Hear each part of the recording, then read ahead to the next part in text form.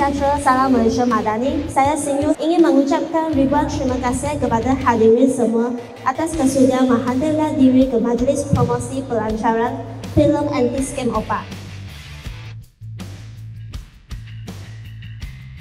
大家好，我是英 from SBH Financial Consultancy， 是我的公司是一间财务顾问公司。我们主要呢是提供这个理财教育，还有个人解决方案给每一个马来西亚的人民。Kalau you mau makan, you akan sihat, you akan terus banyak senang.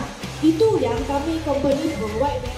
Hello， 大家好，我是 Mace， 我是来自圆梦影业的 Marketing Director。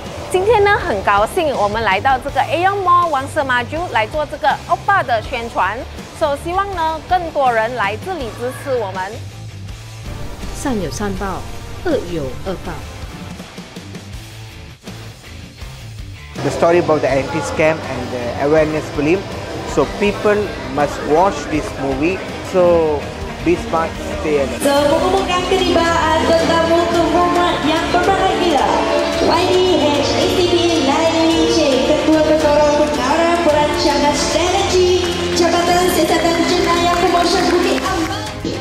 Sekiranya kamu dalam melaksanakan, maka anda akan dilindungi dan selamatlah daripada berlaku ikan kepada skandal. So di sini adalah semakan untuk nombor kumpul dan satu lagi bank dan aplikasi pun kita boleh buat semakan untuk bank account.